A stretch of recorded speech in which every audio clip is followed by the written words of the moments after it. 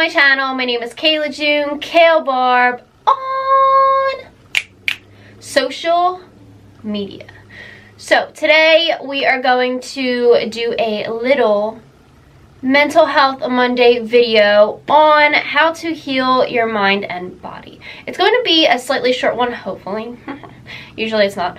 But I have like a list for you guys, of course, because that's what I do. I plan things out before I film. And that is what this video is about. So if you are interested on how to kind of heal your mind and body, then continue on watching. And if you're new to my channel, welcome. This is a beauty and bravery channel, which is makeup and mental health. Follow me on Instagram at KaleBarb for makeup and at bear_selfcare for mental health content. And if you do like this video, give it a thumbs up. And subscribe if you aren't already. So let's just get started. So I have my little listy poo here, and we are just going to go right through it. So if I'm looking downward, that is what I'm doing.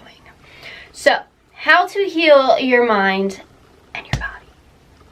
Number one. Also, this is information based off I found off the internet and personal experience and whatnot. So let's just get started. So number one, make your treatments more effective by expecting them to work. So what does this actually even mean? So basically, if you tell yourself that something is going to work, or if you're positive and optimistic, and for example, I wrote down like physical or emotional therapy. So for physical therapy, for those who go through this process, if you are convinced and you tell yourself enough that your legs will heal or you'll walk again and stuff like that, most of the time it's an easier process. Not saying that it's 100% guaranteed to work, but I'm saying that it may ease the process in having your mind feel settled and relaxed and positive, and you are happy with yourself because you are able to push yourself to progress during that physical therapy process.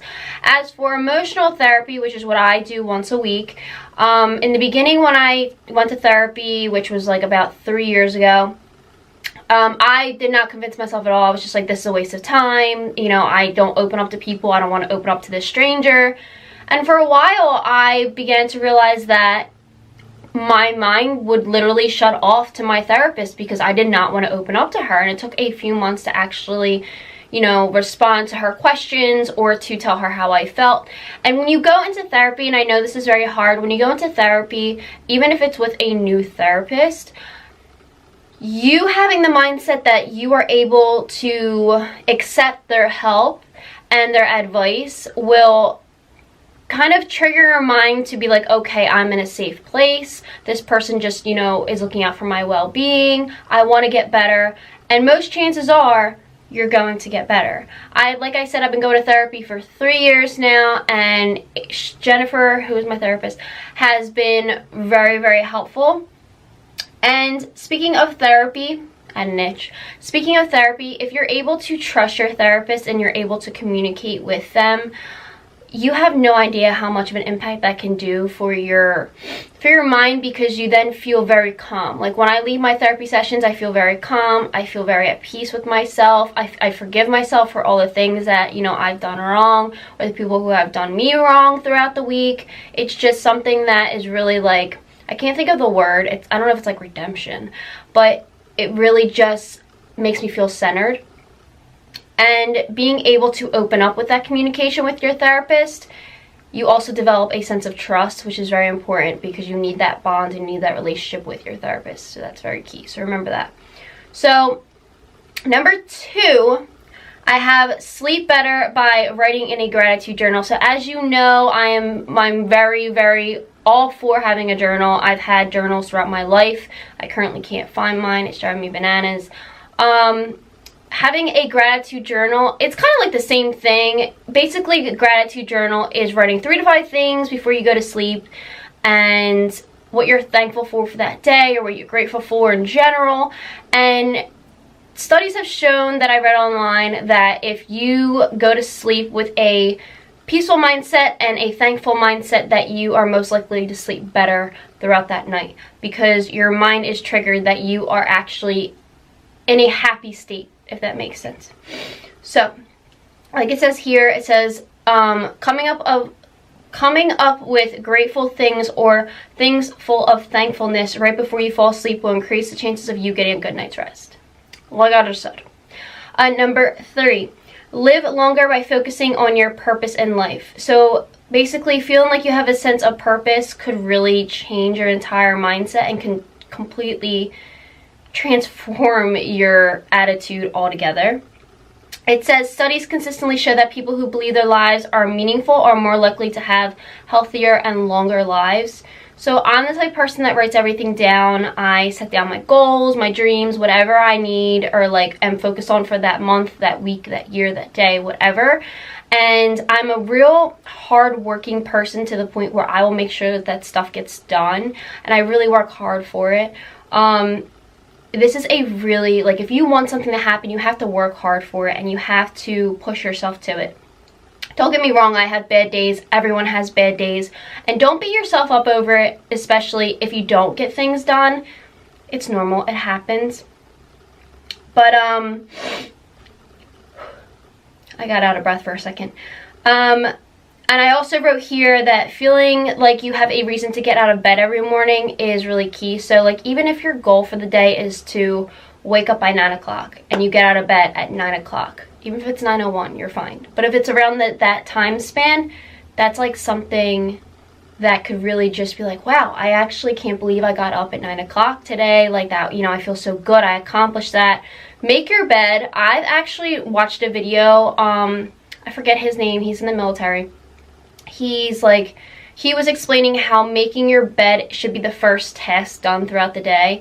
And I'm not one for making my bed. Like, I'm very like, meh. I know, like with my blankets, like I'm horrible. But lately I've been trying to fix my bed. Doesn't have to be perfect, just, you know, kind of tidy and neat and fresh, and everything just looks nice and clean and neat. And that's honestly so great because it's that first task of the day. It's the first thing you do besides waking up. And then you accomplish that task and it's just like, okay, what's the next one on my list? You know? So, number 4, be optimistic and boost your immunity. So obviously being optimistic, boost your immunity here, body, inside. Several studies have shown that being optimistic, these people are less likely to get sick. Which is actually really funny because I'm not really optimistic that much, and knock on wood, I don't really get that sick. Sometimes I do. I mean, yeah, I kind of do. No, I don't. I don't know. Whatever. Anyway, moving on. This isn't about me. This is about you guys. So apparently studies have also shown that hopeful outlooks of life increases your immunity, and it makes you, or it helps you live longer, and it helps you fight all the infection inside. Basically because if your mind is telling your body that you're all right, or if your mind is telling your body that, you know, if your mind is telling you to, for example, drink that matcha shake. I don't know if any of you know what matcha is, which is what I've been doing. This will help you beat the infections. It will increase your immunity. You know, it'll help you with energy. Your body's going to take that in, and it's going to feel, that is my husband, and it's going to feel absolutely fantastic. Looking on the bright side makes you less likely to get a cold or infection because optimism keeps your immune system performing at its best. And then number 5, we have slow aging with meditation. I've never done this ever, and I'm kind of interested because I know Jennifer Lopez meditates, but that's beside the point. So it says here that meditation provides a generous buffer against the harmful effects stress can cause on the body. It also says that studies show that meditation slows the rate of cellular aging. I did not know this. And it can help you staying youthful, looking youthful, and it helps with any age-related diseases. And also, if you teach your children to meditate, it could help and provide them with lifelong benefits. So no matter what age you are, you should meditate, is basically what it's saying. So number 6. Build muscle by imagining yourself working out. This is interesting. Researchers have found that mental imagery can help you gain muscle without lifting a finger. This is all research based, so just let me point that out there. I don't imagine myself working out. I actually, either I do it or I don't do it. Let's just be honest here. Husband, stop it. My husband's texting me. I am filming. Husband. Gosh. Anywho. Also, it says people who actually lifted weights saw better results, but the research shows mental training can provide real changes to muscle mass.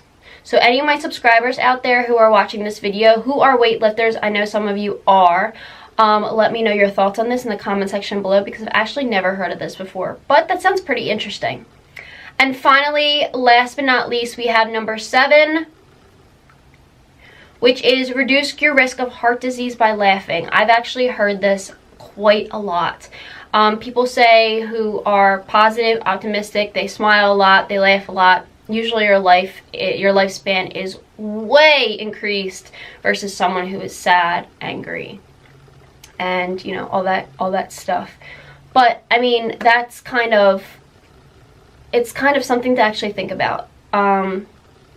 People who want to live a super long life, like I know a lot of people. I went to school with this girl Gab, who I can't even tell you, I don't think I've ever seen her sad or not smiling or not laughing in high school. She is, like, still to this day, I can still see her smile in my head all the time, because she, like, when I see her, all I think of is happiness and like the sun and like beautifulness. She's a beautiful human inside and out, and I can't, like, I feel like she hasn't even aged.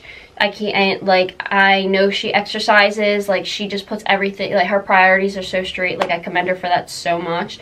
But it also says, like, on here, research shows laughter decreases stress hormones, increases good cholesterol, and reduces artery inflammation. That's incredible. And it says, of course, laughter is the best medicine. And we all love to laugh here, don't we? Especially when you watch me on Mental Health Mondays and I'm just like a goofy goober. But anywho, what are your thoughts on this video? I know it's a little bit like more informative and it's a little bit educational. I hope this is helpful. I know it's like usually I focus on one topic, but I really have been thinking about different things on how to, you know, help my mindset and my body, because as you may know, if you've watched my previous videos, I've been going through a lot of health issues, and of course I have anxiety and depression and blah blah blah blah with my mental health, and I'm trying to keep them on the same level. So I don't want to crumble, if that makes sense. But if any of you are going through a bad week or have gone through a bad week or a bad day, let me know in the comment section below. DM me at bear_selfcare. Let's chit chat. I am here for you. And if you did like this video, give it a thumbsy up, of course. I really do hope you enjoyed this video. I hope it helped you. If it did, let me know in the comment section below.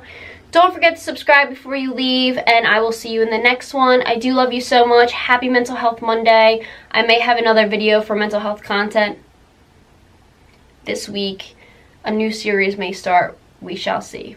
But I love you so much. Have a great day or night wherever you are, and I will see you in the next video. Bye, bears. Love you so much.